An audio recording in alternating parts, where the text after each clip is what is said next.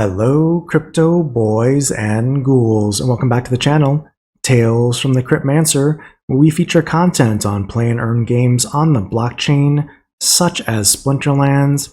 And in today's video, I wanted to share a clip from a recent Splinterlands TV stream on Twitch, where we discussed land and specifically details about having a plan for land 1.5 before it is released. And as the title here of this video says, courtesy of a wise man, Benjamin Franklin, if you fail to plan, you're planning to fail. And the topic of this video is really talking about, should you have a plan for land if you own Splinterlands plots, tracks, or regions? And I think the answer is pretty clear after watching this video. So stay tuned for the clip. And if you would like to get information like this in advance prior to the video being released and get access to members only videos, feel free to look at YouTube, look at the channel, and look at picking up a membership to the channel to get access to exclusive videos that aren't shared upfront or right away with the general community. There's already some of that out there in our members only section for land that I think is quite valuable. Anyways, until next time, keep stacking those stats. So let's talk a little bit about land. And one of the things that I want to talk about tonight is specifically land 1.5. Let's just say this Tuesday, land 1.5 would be going into the game as part of maintenance. I know that's not the case. Let's just imagine it was. What would happen when land 1.5 is turned on? And I don't think a lot of people have really thought this through. You might have read the white paper 1 time or 10 times or whatever, how many times you've read it, but do you have a plan? And have you really thought through what that means? Now, specifically, what I want to talk about today are clearing plots and time crystals, specifically, as an example. Because what happens when land 1.5 comes online? You're like, oh, this is great, maintenance is over, land's available, I have my 1 plot of land, let's go mine some SPS and make lots of money. The problem is, if you have a common plot of land, once the game comes back online and you're ready to make a lot of money, well, you got to clear that plot before you can do anything. And there's 3 things you need to realize before you can do anything with land 1.5. A common plot of land, as an example, is going to take a common natural plot, which is the lowest quality plot, is going to take 1.5 million production points to clear the land before you can farm grain, SPS, or research tokens. Now, if you said you had, let's say, 5 max level Chaos Legion reward commons on the plot of land, that's a total of 5,500 production points that you could start clearing that plot of land. How many days, and I'm using that word days because it is days that we're talking about, how many days will it take you to clear your plot of land before you can farm grain, SPS, or research tokens? Have you asked yourself that question in this example? Well, I'll run to the math with you here, live on stream. You have 1.5 million production points that you need to clear before you can do anything with that land. If you had 5 max reward commons and you had a 10% bonus for elements, that's 5,500 production points. It's going to take 272 hours, and 272.72. So let's just round it down to 272 hours to clear that common plot of natural land. Now, if there's 24 hours in a day, it's actually going to take 11.36 days for you to take that common plot of land and get it ready to farm SPS, grain, or research tokens. 11.36 days. So if the game came online with land, you basically almost have to wait 2 weeks before you can even use that one plot of land, right? Now, what you may not realize also is that for that 11.36 days, all those workers that are clearing that plot of land need grain to work, to continue to clear the plot of land. Otherwise, they stop working. So if you do the math, we'll open up another calculator here. So basically, the consumption is 0.1 grain per pp per hour. And it's base pp, I think it's 5,000 we're talking. So it's going to cost, let me just double check that math. Food here. Let's take a look here. It is 0.01, I believe, is the food consumption. And you produce 0.02. So if you had 5,000 base pp on that plot of land, it's 50 grain per hour times 24 hours in a day times 11.3 days. It's going to consume 13,632 grain to basically feed those workers for 11 days to clear your one plot of common land. So the question is do you have grain already in abundance to clear that plot of land before you can even start farming grain? And if not, well, you're going to have to buy the grain off the market. Going back to your point earlier, Chuni, is there going to be demand for grain initially? Well, if you bought building in a box, you have some grain to use. But for all those people that didn't buy building in a box, you need grain. And Splinterlands will sell you grain on the market for 1 DEC, and other players in the game will probably sell it to you for a little bit less. Let's just say they sell 13,632 grain to you for 0.8 DEC, and DEC is selling for, I don't know, peg at the time, let's just say, right? Basically, that's going to cost you $10.90 to clear that single plot of land just in grain. So not only do you have to have the plot ready to go, the workers ready to go, but you're going to need to have about $11 in DEC available to buy grain to clear that plot before you can do anything with that plot. So keep that in mind. You also need to keep in mind that, you know, there are things called time crystals, right, that can use to speed up land clearing. And you can also buy time crystals if you didn't buy any as part of starter packages. You can buy them from your local castle, I believe. And they're selling them for, I think it's 100 DEC. Let's take a look here. Is it here? This is the, yeah. You can burn 100 DEC or DECB to get one time crystal from your castle. And yeah, so what does this mean? Time crystals will provide 10,000 PP towards a construction project. So clearing land is the only available construction project.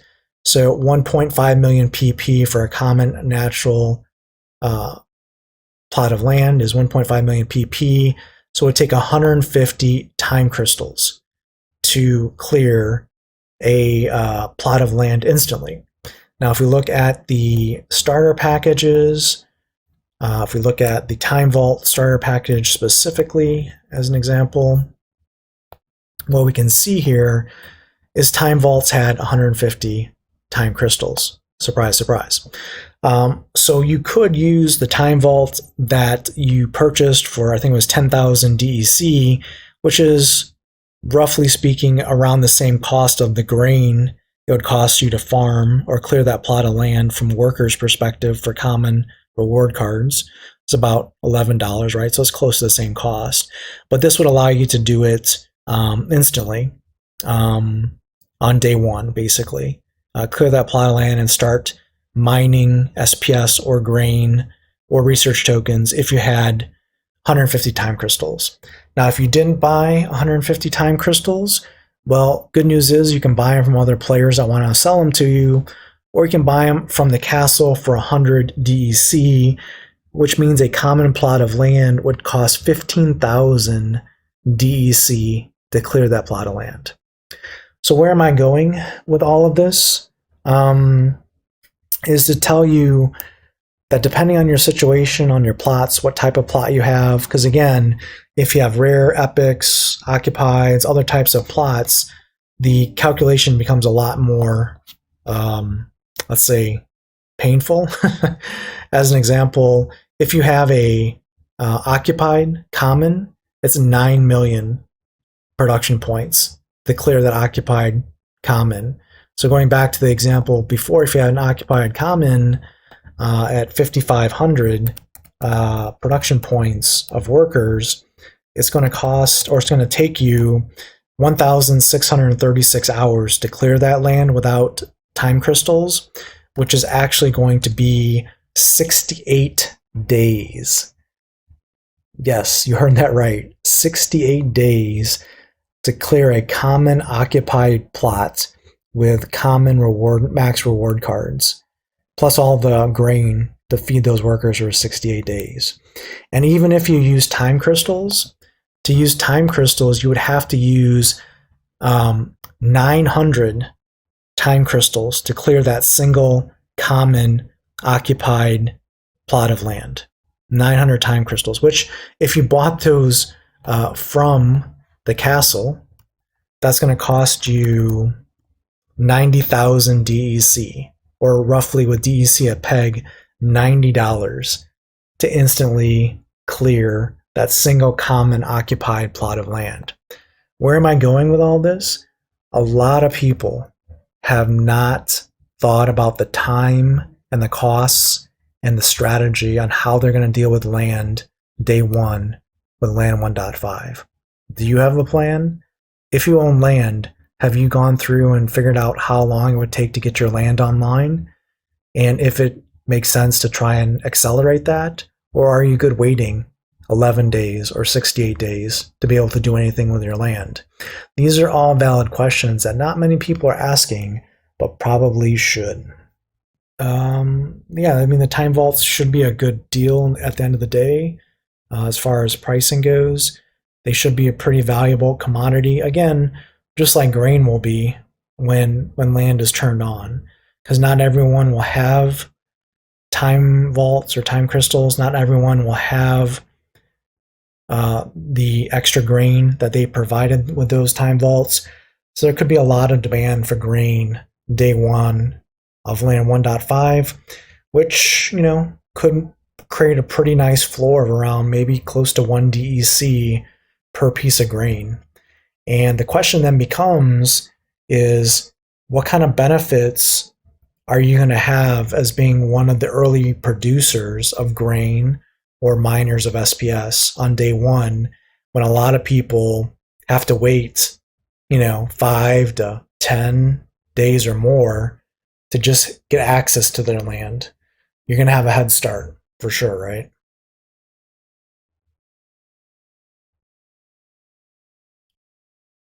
Chuni's saying, or asking, will there be a race to get the plots up and running quickly?